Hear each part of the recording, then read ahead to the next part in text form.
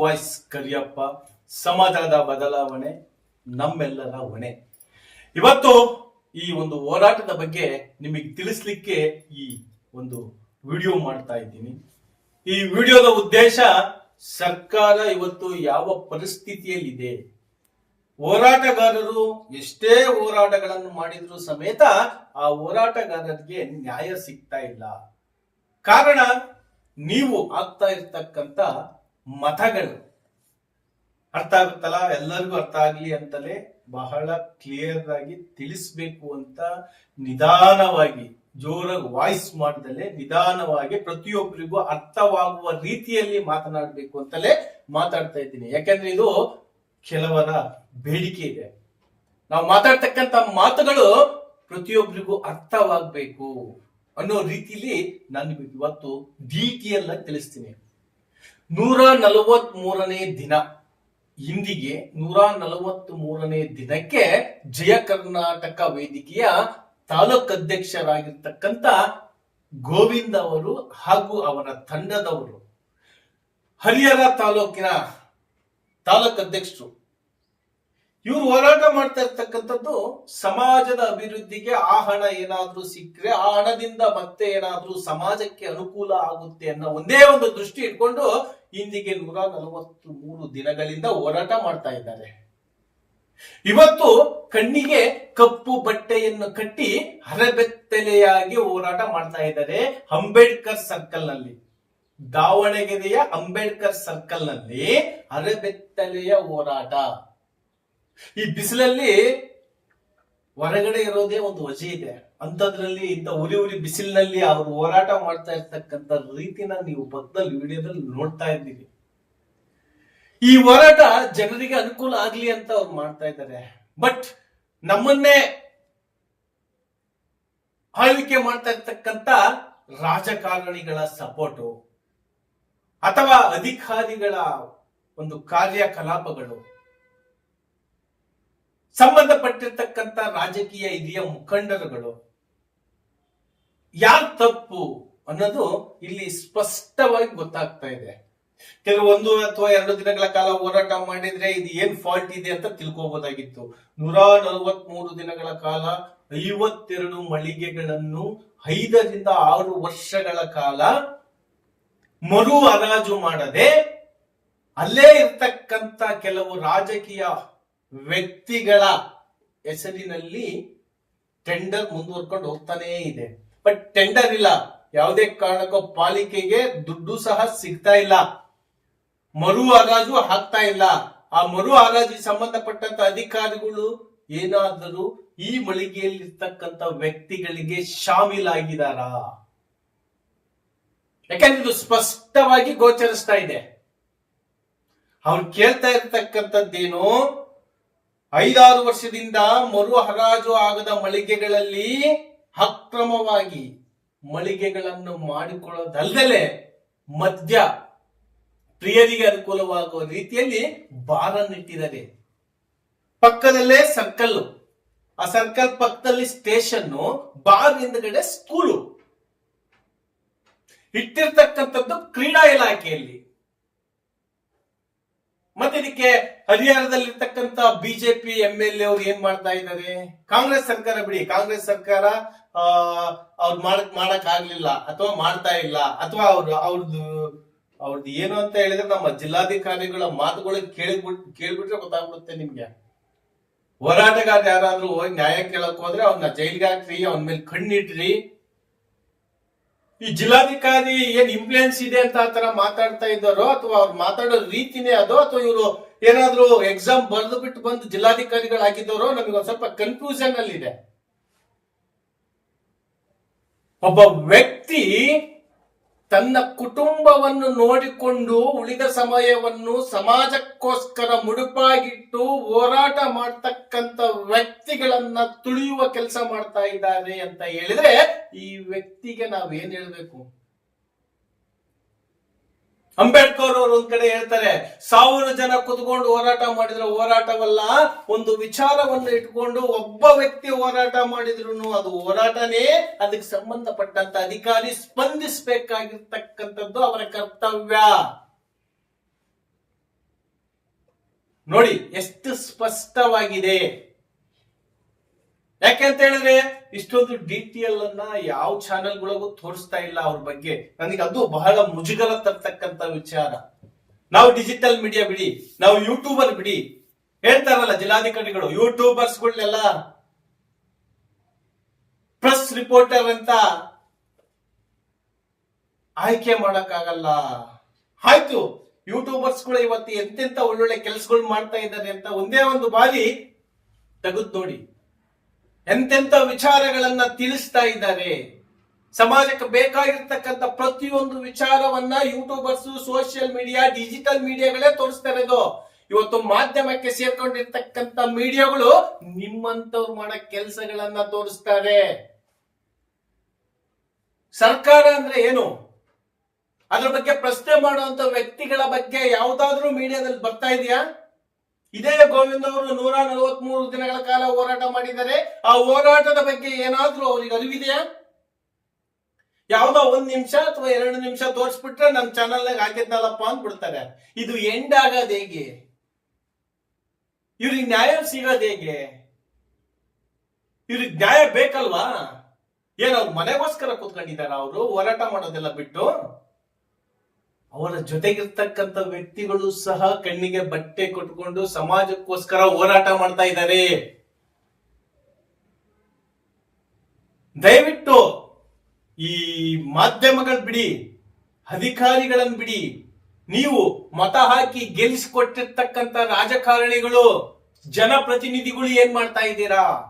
ಹಂಚ್ಕೊಂಡ್ಬಿಟ್ಟಿದ್ದೀರಾ? 52ರಲ್ಲಿ ಇಷ್ಟು ರಾಜಕೀಯ, ಇಷ್ಟು ಬಿಜೆಪಿ, ಇಷ್ಟು ಕಾಂಗ್ರೆಸ್, ಇಷ್ಟು ಜೆಡಿಎಸ್ ಅಂತ ಹಂಚ್ಕೊಂಡ್ಬಿಟ್ಟಿದ್ದೀರಾ? ಅದನ್ನಾದ್ರೂ ಕರೆಕ್ಟ್ ಪ್ರೊಸೀಜರ್ ಪ್ರಕಾರ ಮಾಡಿ.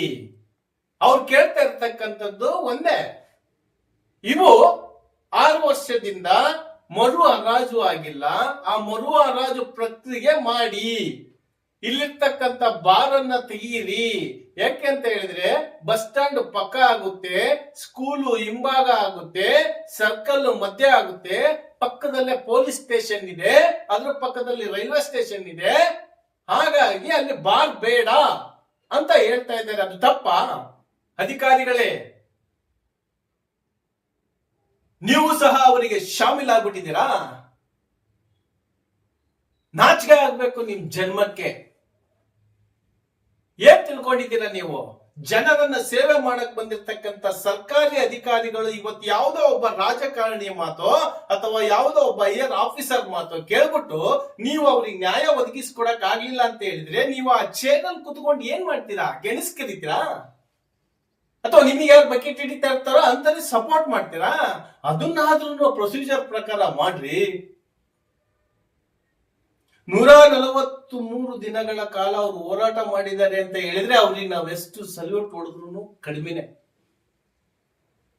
ಜಯ ಕರ್ನಾಟಕ ವೇದಿಕೆಯ ತಾಲೂಕು ಅಧ್ಯಕ್ಷರೇ ಗೋವಿಂದ್ ಅವರೇ, ಇನ್ನೂ ಇದು ಅಂತ್ಯ ಆಗೋವರೆಗೂ ಸಹ ನಿಮ್ಮ ಹೋರಾಟ ನೀವು ಕೈ ಬಿಡೋದಿಲ್ಲ ಅಂತ ನನಗೆ ಗೊತ್ತಿದೆ. ಇಡೀ ನಿಮ್ಮ ರಾಜ್ಯ ಕಮಿಟಿಯೇ ದಾವಣಗೆರೆ ಜಿಲ್ಲಾಧಿಕಾರಿಗಳ ಕಚೇರಿಯನ್ನ ಮುತ್ತಿಗೆ ಹಾಕುವುದರ ಜೊತೆಗೆ ನೈಜ ನಾಯಕ ಬೇಡರ ಪಡೆ ತಂಡ ಸಹ ನಿಮ್ಮ ಜೊತೆಯಲ್ಲಿರುತ್ತೆ. ಇವತ್ತು ಕರ್ನಾಟಕದಲ್ಲಿರ್ತಕ್ಕಂಥ ಎಲ್ಲ ಹೋರಾಟಗಾರರಿಗೂ ಅವರು ಕರೆ ಮಾಡಿದ್ದಾರೆ. ಯಾರು? ಗೋವಿಂದ್ ಅವರು. ನಾನು ಈ ತರ ಇದ್ದೀನಿ, ಈ ತರ ಹಿಂಗಾಗಿದೆ, ಈ ತರ ವಿಚಾರಕ್ಕೋಸ್ಕರ ನಾನು ಬಂದು ಅಂಬೇಡ್ಕರ್ ಸರ್ಕಲ್ ನಲ್ಲಿ ಕುತ್ಕೊಂತೀನಿ, ನೀವೆಲ್ಲ ದೊಡ್ಡ ದೊಡ್ಡ ಹೋರಾಟಗಾರರು ಅನಿಸ್ಕೊಂಡಿದ್ದೀರಾ, ಬಂದು ಅದಕ್ಕೆ ಸಪೋರ್ಟ್ ಮಾಡಿ, ಬೆಂಬಲ ಕೊಡಿ. ಎಷ್ಟು ಜನ ಬಂದಿದ್ರು? ಇವರಿಗೆಲ್ಲ ಜಿಲ್ಲಾಧಿಕಾರಿಗಳ ಹತ್ರ ಹಾಯ್ ಬಾಯ್ ಅಂತ ಅನ್ಕೊಂಡು ಸಿಗ್ನೇಚರ್ ಮಾಡಿಸ್ಕೊಂಡು ಜೀವನ ಮಾಡೋದಕ್ಕೆ ಲಾಯಕ್ಕಿದ್ದಾರೆ. ಇಷ್ಟರಲ್ಲಿ ನೀವು ಅರ್ಥ ಮಾಡ್ಕೋಬೇಕು ಎಷ್ಟು ಪರ್ಸೆಂಟ್ ಹೋರಾಟಗಾರರು ಸಮಾಜದ ಕಾಳಜಿ ಇಟ್ಕೊಂಡು ಹೋರಾಟ ಮಾಡ್ತಾರೆ ಅನ್ನೋದಕ್ಕೆ ಈ ಒಂದು ಹೋರಾಟವೇ ಸಾಕ್ಷಿ. ಅವ್ರು ಓಪನ್ ಆಗಿ ಹೇಳ್ತಾ ಇದ್ದಾರೆ ಇರೋ ವಿಚಾರವನ್ನ. 5-6 ವರ್ಷದಿಂದ ಅವರು ಮಳೆಗೆ ಹರಾಜು ಮಾಡಿಲ್ಲ, ಹರಾಜು ಪ್ರಕ್ರಿಯೆಯನ್ನು ಮುಂದುವರಿಸೋದಕ್ಕೋಸ್ಕರ ನಾನು ಈ ಹೋರಾಟ ಮಾಡ್ತಾ ಇದ್ದೀನಿ, ಈ ಹೋರಾಟಕ್ಕೆ ನಿಮ್ಮ ಎಲ್ಲ ಸಂಘಟನೆಗಳ ಬೆಂಬಲ ಕೊಡಿ ಅಂತ ಕೇಳ್ತಾ ಇದ್ದಾರೆ. ಇವತ್ತು ಹೇಳ್ತಾರೆ ಕತೆ ಕತೆ ಕತೆ. ಇದು ಬೇಕಾ? ಆ ಸ್ಪಾಟ್ ಅಲ್ಲಿ ನಾನು ಸಹ ಬಿಸಿಲಲ್ಲಿ ಕುತ್ಕೊಂಡಿದ್ದೀನಿ ಕೇಳಿ. ನಾನು ಈ ತರದ ಹೋರಾಟಗಳನ್ನ 20 ವರ್ಷಗಳಿಂದ ಮಾಡ್ಕೊಂತ ಬಂದು ಇವತ್ತು ಒಂದು ಮೀಡಿಯಾ ಎಂಬ ಒಂದು ಲಿಸ್ಟ್ ಅಲ್ಲಿ ಇಲ್ಲ, ಮತ್ತೆ ಅದಕ್ಕೂ 108 ಕಥೆಗಳನ್ನ ಹೇಳ್ತಾರೆ. ಸಮಾಜಕ್ಕೆ ನಿಮಗೆ ಏನ್ ಮುಟ್ಟಿಸ್ಬೇಕಾಗಿರುತ್ತೆ? ಸತ್ಯ ವಿಚಾರಗಳನ್ನ ಮಾತ್ರ ಮುಟ್ಟಿಸ್ತಾ ಇದ್ದೀವಿ. ಅದು ಸಹ ನಿಮಗೆ ನೋವಾಗ್ತಾ ಇದೆಯಾ? ಅಧಿಕಾರಿಗಳಿಗೆ ಬೇಕಾಗಿರ್ತಕ್ಕಂಥದ್ದು ಏನು? ಒಳ್ಳೆ ಆಲೋಚನೆ ಇರಬೇಕು. ಸಮಾಜದ ಬದಲಾವಣೆ ಮಾಡಬೇಕು ಅಂತ ಹೇಳಿದ್ರೆ ಆದೇಶ ಹೇಗಿರುತ್ತದೆಯೋ ಹಾಗೆ ಅವ್ರು ಮಾಡಬೇಕು. ಅದು ಬಿಟ್ಬಿಟ್ಟು ಯಾವ್ದೋ ರಾಜಕಾರಣಿಗಳು ಮಾತು ಕಟ್ಕೊಂಡು ಇವ್ರು ಇಷ್ಟೊಂದ್ ದಿವಸ ಹೋರಾಟ ಕೂತ್ಕೊಂಡ್ರು ಸರಿಯಪ್ಪ ನೀನು ನ್ಯಾಯ ಕೊಡ್ತೀನಿ ಹೋರಾಟ ಕೈ ಬಿಡು ಅಂತ ಹೇಳೋ ಒಬ್ಬ ಅಧಿಕಾರಿಯು ದಾವಣಗೆರೆ ಜಿಲ್ಲೆಯಲ್ಲಿಲ್ವಾ?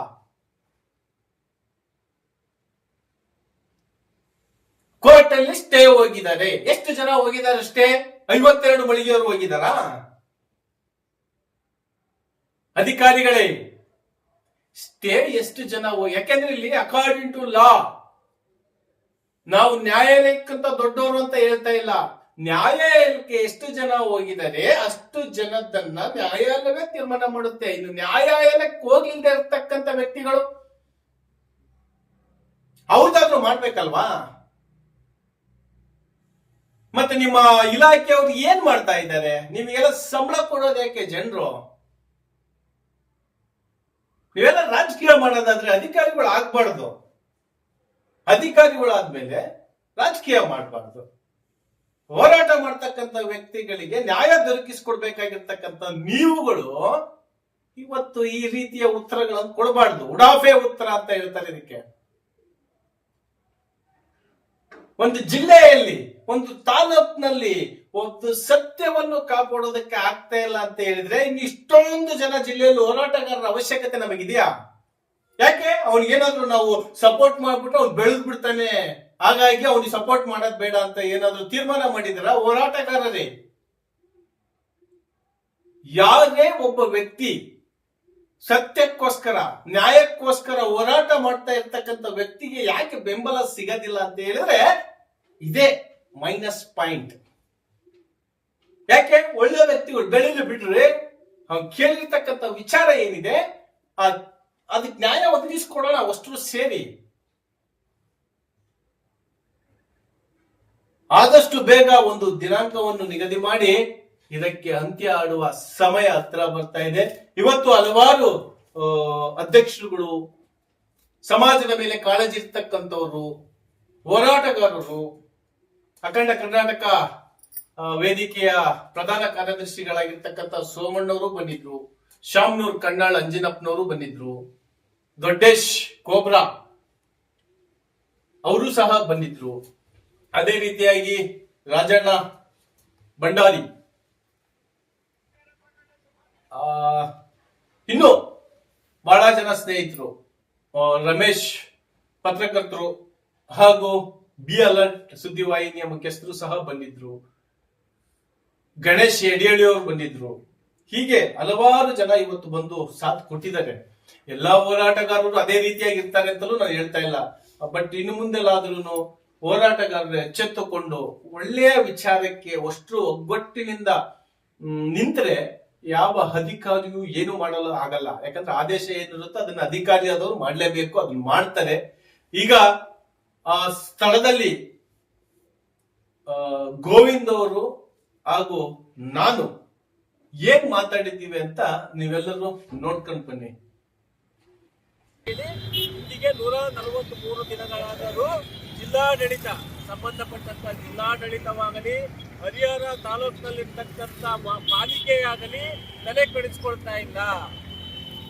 ಇದು ಸೀದಾ ಸಿದ್ದರಾಮಯ್ಯನವರ ಮಟ್ಟಕ್ಕೆ ಹೋದ್ರೂ ಸಮೇತ ಇಲ್ಲಿಯವರೆಗೂ ಸಹ ಯಾರೂ ಧ್ವನಿ ಎತ್ತಾ ಇಲ್ಲ ಅಂತ ಹೇಳಿದ್ರೆ ಇದರಲ್ಲಿ ಅಧಿಕಾರಿಗಳು, ರಾಜಕಾರಣಿಗಳು, ಜನಪ್ರತಿನಿಧಿಗಳು ಅನ್ಸ್ಕೊಂಡಿರೋ ಪ್ರತಿಯೊಬ್ಬರು ಸಹ ಮಿಂಗಲ್ ಆಗಿದ್ದಾರೆ ಅಂತ ಮೇಲ್ನೋಟಕ್ಕೆ ಗೊತ್ತಾಗ್ತಾ ಇದೆ. ಸುಮಾರು 140 ದಿನದಿಂದ ಹಿಂದೆ, 140 ದಿನಕ್ಕಿಂತ ಹಿಂದೆ ನಮ್ಮ ದಾವಣಗೆರೆ DC ಗಂಗಾಧರ ಒಂದು ವಿಡಿಯೋ ವೈರಲ್ ಆಗುತ್ತೆ. ಇದೇ ಗೋವಿಂದ್ ಅವರು ತಂಡವನ್ನು ಜಿಲ್ಲಾಡಳಿತಕ್ಕೆ ಕರ್ಕೊಂಡು ಹೋದಾಗ ಆ ಜಿಲ್ಲಾಧಿಕಾರಿ ಮಾತಾಡಿರ್ತಕ್ಕಂಥ ಮಾತುಗಳು, ಅವರ ಒಂದು ನಡೆ ಪ್ರತಿಯೊಬ್ಬರಿಗೂ ನಮ್ಮ DVG ವಾಯ್ಸ್ ಮುಖಾಂತರ ಹಾಗೂ ವಿಜಯ ಟೈಮ್ಸ್ ವಿಜಯಲಕ್ಷ್ಮಿ ಶಿರಬೂರ್ ಅವರು ಸಹ ಚಾನೆಲ್ ನಲ್ಲೂ ಬಂದಿದೆ. ಬಟ್ ಇಲ್ಲಿ ಇವ್ರ ತಂಡ ಕೇಳ್ತಾ ಇರ್ತಕ್ಕಂಥದ್ದು ಇವರ ಮನೆತನಕ್ಕಾಗಲಿ, ಇವರ ಕುಟುಂಬಕ್ಕಾಗಲಿ ಅಥವಾ ಇವರ ಸ್ವಾರ್ಥಕ್ಕಾಗಲಿ ಅಲ್ಲ. ಇವ್ರು ಕೇಳ್ತಾ ಇರ್ತಕ್ಕಂಥದ್ದು ಒಂದೇ, ಇದು ಕ್ರೀಡಾ ಇಲಾಖೆದು, ಸರ್ಕಾರಕ್ಕೆ ನಷ್ಟ ಆಗ್ತಾ ಇದೆ. ಆ ನಷ್ಟ ಆಗ್ತಾ ಇರ್ತಕ್ಕಂಥ ಹಣವನ್ನ ಮತ್ತೆ ನೀವು ಸರ್ಕಾರಕ್ಕೆ ಅಂದ್ರೆ ಮರು ಹರಾಜು ಮಾಡಿದ್ರೆ ಅಲ್ಲಿರ್ತಕ್ಕಂಥ ಮಳಿಗೆಗಳು ಬಡವರಿಗೆ, ವಿದ್ಯಾವಂತರಿಗೆ, ನಿರುದ್ಯೋಗಿಗಳಿಗೆ ಸಿಗ್ಲಿ ಅನ್ನೋದಷ್ಟೇ ಅವ್ರ ಉದ್ದೇಶ. ಅದರಲ್ಲಿ ನನಗೆ 4 ಕೊಡಿ ಅಂತ ನೀವೇ ಬಂದು ಕೊಟ್ಟಿಲ್ಲ. ಇಷ್ಟನ್ನು ಸಹ ಮಾಡದೇ ಇರತಕ್ಕಂಥ ಈ ಜಿಲ್ಲಾಡಳಿತ ಎಷ್ಟು ಮಟ್ಟಿಗೆ ಮುಂದುವರಿಸ್ಕೊಂಡು ಹೋಗ್ತಾ ಇದ್ದಾರೆ ಅಂತ ನೋಡಿ.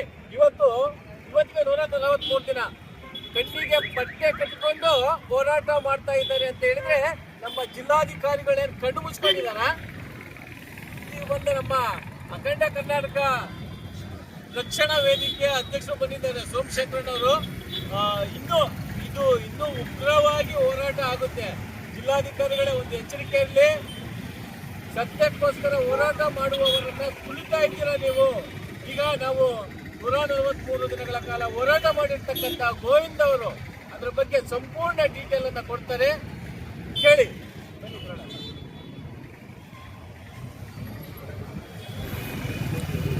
ನಮಸ್ಕಾರ, ನನ್ನ ಹೆಸರು ಗೋವಿಂದ್ ಅಂತ. ನಾನು ಹರಿಹರ ತಾಲೂಕು ಜಯಕೃಷ್ಣ ತಾಲೂಕು ಅಧ್ಯಕ್ಷರು. ಮತ್ತು ಇವತ್ತು ನಾನು ಮತ್ತು ನನ್ನ ಸಂಘಟನೆಯ ಎಲ್ಲ ಕಾರ್ಯಕರ್ತರು ಸೇರಿ ಸುಮಾರು 143 ದಿನಗಳ ಕಾಲ ಹರಿಹರದ ಗಾಂಧಿ ವೃತ್ತದಲ್ಲಿ ಏನು ಹರಿಹರದ ಗಾಂಧಿ ಮೈದಾನಕ್ಕೆ ಹೊಂದಿಕೊಂಡಿರ್ತಕ್ಕಂಥ ಕ್ರೀಡಾ ಇಲಾಖೆಯನ್ನು ನಿರ್ಮಿಸಿರುವ ವಾಣಿಜ್ಯ ಮಳಿಗೆಗಳನ್ನು ಮರು ಹರಾಜು ಪ್ರಕ್ರಿಯೆ ನಡೆಸಿ ಅಂತಂದೇಳಿ ನಾವು 143 ದಿನಗಳ ಕಾಲ ಧರಣಿ ಕುಂತರೂ ಸಹ ಮತ್ತು ಸಂಬಂಧಪಟ್ಟಂತ ಕ್ರೀಡಾ ಇಲಾಖೆ ಇರ್ಬೋದು ಮತ್ತು ಜಿಲ್ಲಾ ಆಡಳಿತ ಇರ್ಬೋದು ಮತ್ತು ಅಲ್ಲಿಯ ಸ್ಥಳೀಯ ತಹಶೀಲ್ದಾರ್ ಇರ್ಬೋದು ಮತ್ತು ಏನು ನಗರಸಭೆ ವತಿಯಿಂದ ವ್ಯಾಪಾರ ವಹಿವಾಟು ನಡೆಸಲಿಕ್ಕೆ ಯಾವುದೇ ಟ್ರೇಡ್ ಲೈಸೆನ್ಸ್ ಪಡೆಯದೇ ವ್ಯಾಪಾರ ವಹಿವಾಟು ನಡೆಸಿರ್ತಕ್ಕಂಥ ಅಲ್ಲಿ ಮಳಿಗೆದಾರರು ಮತ್ತು ಅವ್ರ ಮೇಲೆ ಕ್ರಮ ತಗೊಳ್ರಿ ಅಂತ ಅಲ್ಲಿ ನಗರಸಭೆಯ ಕಮಿಷನರ್ ಸಹ ಹಲವಾರು ಬಾರಿ ನಾವು ಮನವಿ ಮಾಡಿಕೊಂಡ್ರು ಕೂಡ ಇದುವರೆಗೂ ಯಾವೊಬ್ಬ ಅಧಿಕಾರಿ ಕೂಡ ಬಂದು ಈ ಒಂದು ನಮ್ಮ ಹೋರಾಟದ ಬಗ್ಗೆ ಯಾರು ಕೂಡ ಸ್ಪಂದಿಸುವಂತ ಕೆಲಸ ಮಾಡ್ತಾ ಇಲ್ಲ. ಬಂಧುಗಳೇ, ನಮ್ಗೆ ಇವತ್ತು ಅನಿಸ್ತಾ ಇದೆ, ಮೇಲ್ನೋಟಕ್ಕೆ ಈ ಅಧಿಕಾರಿಗಳು ನಿಜವಾಗ್ಲೂ ಈ ಬಾಬಾ ಸಾಹೇಬ್ ಅಂಬೇಡ್ಕರ್ ಬರೆದಂತ ಸಂವಿಧಾನದ ಅಡಿಯಲ್ಲಿ ಕೆಲಸ ಮಾಡ್ತಾ ಇಲ್ಲ. ಯಾವುದೇ ಒಂದು ಭ್ರಷ್ಟ ರಾಜಕಾರಣಿಗಳ ಕಪಿಮುಷ್ಟಿಯಲ್ಲಿ ಅವ್ರು ಹೇಳಿದ ರೀತಿ ಕೆಲಸ ಮಾಡ್ತಿದ್ರೆ ಅಂತ ಅನುಮಾನ ಸೃಷ್ಟಿ ಆಗ್ತಿದೆ. ಮಾನ್ಯ ಅಧಿಕಾರಿಗಳೇ, ತಮಗೆ ಈ ಒಂದು DVG ವಾಯ್ಸ್ ಮೀಡಿಯಾದ ಮುಖಾಂತರ ಸಂಬಂಧಪಟ್ಟಂತ ಅಧಿಕಾರಿಗಳಿಗೆ ನಾನು ಒಂದೆರಡು ಮಾತನ್ನ ಕೇಳ್ಕೊಳ್ತೀನಿ, ಮನವಿ ಕೂಡ ಮಾಡ್ಕೊಳ್ತೀನಿ. ಮಾತಿನ ಮುಖಾಂತರ ನೀವು ನಿಜವಾದ ಕಾನೂನುಬದ್ಧವಾಗಿ ಬಾಬಾ ಸಾಹೇಬ್ ಅಂಬೇಡ್ಕರ್ ಬರೆದಂತ ಸಂವಿಧಾನ ಅಡಿಯಲ್ಲಿ ತಾವು ಕೆಲಸ ಮಾಡ್ತಾ ಇದ್ದಿದ್ದ ಹಾಗೆ ಫಸ್ಟ್ ಈ ಒಂದು ಮರು ಹರಾಜು ಪ್ರಕ್ರಿಯೆ ನಡೆಸಿ. ಇಲ್ಲ ಅಥವಾ ಯಾವುದೋ ಒಬ್ಬ ರಾಜಕಾರಣಿಗಳ ಗುಲಾಮಗಿರಿ ಕೆಲಸ ಮಾಡ್ತಾ ಇದ್ದೀರಿ ಅಂದ್ರೆ ಫಸ್ಟ್ ಈ ಕೆಲಸಕ್ಕೆ ರಾಜೀನಾಮೆ ಕೊಟ್ಟು ಕೂಲಿ ನಾಲಿ ಮಾಡ್ಕೊಂಡು ಜೀವನ ಮಾಡ್ರಿ. ಅದಕ್ಕೆ ಜನ ಮೆಚ್ತಾರೆ, ಕಾನೂನು ಮೆಚ್ಚುತ್ತೆ. ಯಾಕಂದ್ರೆ ಒಂದು 143 ದಿನಗಳ ಕಾಲ ಧರಣಿ ಕೂತ್ರು ಸಹ ಒಂದು ನಮ್ಮ ಹೋರಾಟಕ್ಕೆ ಸ್ಪಂದಿಸಲಿಲ್ಲ ಅಂದ್ರೆ ಎಷ್ಟು ಅನ್ಯಾಯ ಸ್ವಾಮಿ. ಎಲ್ಲಿದೆ ನ್ಯಾಯ? ಎಲ್ಲಿದೆ ನ್ಯಾಯ? ಎಲ್ಲಿದೆ? ಎಲ್ಲಿ ಅಡಗಿದೆ ನ್ಯಾಯ? ಅಂದ್ರೆ ನಾವು ಬಡ ಹೋರಾಟಗಾರರು ನ್ಯಾಯ ಕೇಳೋದು ತಪ್ಪ?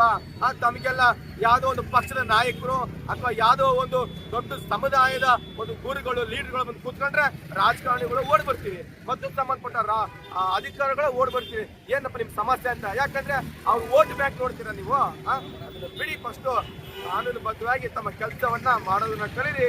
ಇಲ್ಲ ಅಂತಂದ್ರೆ ಮುಂದಿನ ದಿನಗಳಲ್ಲಿ ಜಯ ಕರ್ನಾಟಕ ಸಂಘಟನೆ ಅಷ್ಟೇ ಅಲ್ಲ, ನಮ್ಮ ದಾವಣಗೆರೆ ಜಿಲ್ಲೆಯಲ್ಲಿರ್ತಕ್ಕಂಥ ಪ್ರತಿಯೊಂದು ಕನ್ನಡ ಪರ ಸಂಘಟನೆ, ದಲಿತ ಪರ ಸಂಘಟನೆ ಮತ್ತು ಕೆಲ ಪತ್ರಿಕಾ ಮಾಧ್ಯಮ ಮತ್ತು ಮೀಡಿಯಾ ಮಿತ್ರರು ಕೂಡ ಈ ಒಂದು ನಮ್ಮ ನ್ಯಾಯಯುತವಾದ ಹೋರಾಟಕ್ಕೆ ಸಹಕಾರ ನೀಡ್ತಾರೆ ಅಂತ ಹೇಳಿದರೆ ಮುಂದಿನ ದಿನಗಳಲ್ಲಿ ಇಡೀ ರಾಜ್ಯ ನೋಡುವಂತ ಹೋರಾಟವನ್ನು ನಾವು ಮಾಡಬೇಕಾಗುತ್ತೆ. ಹಾಗಾಗಿ ಇವತ್ತು 143ನೇ ದಿನದ ಧರಣಿ ಏನು ದಾವಣಗೆರೆಯಲ್ಲಿ KB ಸರ್ಕಲ್ ಇರತಕ್ಕಂಥ ಬಾಬಾ ಸಾಹೇಬ್ ಅಂಬೇಡ್ಕರ್ ಅವರ ಪುತ್ಥಳಿಯ ಕೆಳಗೆ ಕುತ್ಕೊಂಡು ನಾವು ಕಣ್ಣಿಗೆ ಬಟ್ಟೆಯನ್ನ ಕಟ್ಕೊಂಡು ಅರೆ ಬೆತ್ತಲ ಧರಣಿಯನ್ನ ಮಾಡ್ತಾ ಇದ್ದೇವೆ. ಒಂದು ಧರಣಿ ಬೆಳಗ್ಗೆ 11ರಿಂದ ಸಂಜೆ 5 ಗಂಟೆವರೆಗೂ ನಾವು ಧರಣಿ ಕೊಟ್ಟಿದ್ದೇವೆ. ನಿಮಗೇನಾದ್ರೂ ಅಧಿಕಾರಿಗಳಿಗೆ ನಿಜವಾಗ್ಲೂ ಮಾನ ಮರ್ಯಾದೆ ಅನ್ನೋದು ಇತ್ತಂದ್ರೆ ನೀವು ಫಸ್ಟ್ ಈ ಮರು ಹರಾಜು ಪ್ರಕ್ರಿಯೆ ನಡೆಸಿ. ಸುಮಾರು 143 ದಿನಗಳ ಕಾಲ ನಾವು ಸಂಘಟನೆ ಕಾರ್ಯಕರ್ತರು ನಾವು ಹೋರಾಟ ಮಾಡ್ತಾ ಬರ್ತಿದ್ರು ಕೂಡ ನಾವು ಯಾವುದೇ ರೀತಿ ಸ್ಪಂದಿಸ್ತಲೇ ಅಂದ್ರೆ ಇದರಿಂದ ಏನು ಅಡಗಿದೆ ಸ್ವಾಮಿ? ನಿಮ್ಮನ್ನ ಮರು ಹರಾಜು ಪ್ರಕ್ರಿಯೆ ನಡೆಸಬಾರ್ದಂತ ಯಾರು ಅಡ್ಡಿಪಡಿಸ್ತಾರ ಸ್ವಾಮಿ? ಯಾಕೆ ಕಾನೂನು ಅಡಿಯಲ್ಲಿ ಅಂದ್ರೆ ಮರು ಹರಾಜು ಪ್ರಕ್ರಿಯೆ ನಡೆಸುವಂತದ್ದು ಇಲ್ವೇ ಇಲ್ವಾ? ಇವತ್ತು ಎಷ್ಟು ಅನ್ಯಾಯ ಆಗ್ತಿದೆ. ಇವತ್ತು ಬಡ ಜನರಿಗೆ, ವಿದ್ಯಾವಂತ ನಿರುದ್ಯೋಗಿಗಳಿಗೆ ಅಲ್ಲಿ 18,000 20,000 ಬಾಡಿಗೆ ತಿಂತಿದ್ದಾರೆ, 2 ಲಕ್ಷ ಅಡ್ವಾನ್ಸ್ ಇಸ್ಕೊಂಡಿದ್ದಾರೆ. ಇವತ್ತು ಸರ್ಕಾರಕ್ಕೆ ಕಟ್ಟುವಂತ ಬಾಡಿಗೆ ಎಷ್ಟು ಗೊತ್ತವರು? ಸರ್ಕಾರಕ್ಕೆ ಕಟ್ಟುವಂತ ಬಾಡಿಗೆ ಬರೀ 1600 1800 3,000 ರೂಪಾಯಿ ಒಳಗಡೆಗೆ. ಆದ್ರೆ ಸರ್ಕಾರ ಹೆಸರಲ್ಲಿ 18-20,000 ಬಾಡಿಗೆ ತಿಂತಿದ್ರೆ ಇದು ತಮ್ಮ ಗಮನದಲ್ಲಿ ಇಲ್ವಾ? ಗಮನದಲ್ಲಿ ಇದೆಯಾ ಅಥವಾ ಇಲ್ವಾ? ಇದ್ದಿದ್ರೆ ಏನು ಆ ಮಳಿಗೆಗಳಿಂದ ಒಂದೊಂದು ಮಳಿಗೆ ದುಡ್ಡು ಅಂತ ತಮ್ಗೆ ಏನಾದ್ರು ಬರ್ತಿದ್ಯಾ ಅಂತ ನಮ್ಗೆ ಅನುಮಾನ ಸೃಷ್ಟಿಯಾಗುತ್ತಿದೆ. ದಯಮಾಡಿ ನಾವು ಪ್ರಾಮಾಣಿಕವಾಗಿ ಈ ಒಂದು ತಮ್ಮ ಕಾರ್ಯವನ್ನು ನಿರ್ವಹಿಸ್ತಿದ್ದೀರಿ ಅಂದ್ರೆ ತಕ್ಷಣ ಮರುವಾರದ ಪ್ರಕ್ರಿಯೆ ನಡೆಸಿ. ನನಗೆ ಹಂಗೆ ಸಾರ್ವಜನಿಕರಿಗೆ ಕೇಳ್ಕೊಟ್ಟಂಗೆ ಅವ್ರನ್ನೇ ಮುಂದುವರಿಸ್ತೀರಿ ಅಂತೇಳಿ ನನಗೆ ಸುದ್ದಿ ಬಂದಿದೆ. ದಯಮಾಡಿ ಅವ್ರನ್ನೇ ಮುಂದುವರ್ಸಂತ ಕೆಲಸ ಮಾಡಬೇಡಿ. ಯಾಕಂದ್ರೆ ಅವ್ರನ್ನೇ ಮುಂದುವರ್ಸಂತ ಟೆಂಡರ್ ಹಾಕ್ಬೇಕು, ಈ ಟೆಂಡರ್ ಹಾಕ್ಬೇಕು ಸಮಿ. ಆ ಥರ ಏನಾದ್ರು ಆ ಒಂದು ಮಳಿಗಳನ್ನ ಆರೋಗ್ಯವಂತ ಅಡೆತಡೆಗಳು ಮಾಡದಿರ್ತಕ್ಕಂಥ ಅಡೆತಡೆಗಳಿದ್ರೆ ನಮಗೆ ಡೈರೆಕ್ಟ್ ಪತ್ರ ಬರೀರಿ, ಇಲ್ಲ ತಾವು ಕೂಡ ಪ್ರೆಸ್ ಮೀಟ್ ಮಾಡಿ. ಈ ರೀತಿ ಇದು ಕಾನೂನು ಅಡೆತಡೆ ಇದೆ, ನಾವು ಮಾಡ್ಲಿಕ್ಕೆ ಬರಲ್ಲ ಅಂತೇಳಿ ಸಮಯ. ಇದಕ್ಕಿಂತ ಹಿಂದೆ ಅವರು ಹೈಕೋರ್ಟ್ಗೆ ಹೋಗಿರ್ತಾರೆ. ಹೈಕೋರ್ಟ್ ಅಲ್ಲಿ ಅವರು ಜಾಮೀನು ವಿಲೆ ಆಗಿರುತ್ತೆ. ಮತ್ತು ಇಲ್ಲಿ ತಾಲೂಕ್ ಕೋರ್ಟ್ ಅಲ್ಲಿ ಅವರು ಸ್ಟ್ಯಾಟಸ್ ಅಂತ ಒಂದು ಆರ್ಡರ್ ಮಾಡ್ಕೊಂಡು ಬಂದಿರ್ತಾರೆ. ಅಲ್ಲಿ ಕೋರ್ಟಿಗೆ ಹೋಗಿರ್ತಕ್ಕಂಥ ಬರೀ 17 ಜನನ್ನ ಯಾವುದೇ ರೀತಿ ಒಕ್ಕಲಿಪಿಸಬಾರ್ದು, ಅವ್ರನ್ನ ಬೀದಿಗೆ ತರಬಾರ್ದು ಅಂತ ಹೇಳಿ ಅವ್ರ ಜಾಮೀನುಗಳು ಇತ್ಯರ್ಥಾಗೋವರೆಗೂ ಯಥಾ ಪ್ರಕಾರ ಇವರೇ ಇರಲಿ ಅಂತ ಒಂದು ಆರ್ಡರ್ ಮಾಡ್ಕೊಂಡು ಬಂದಿದೆ ಸಮಿ.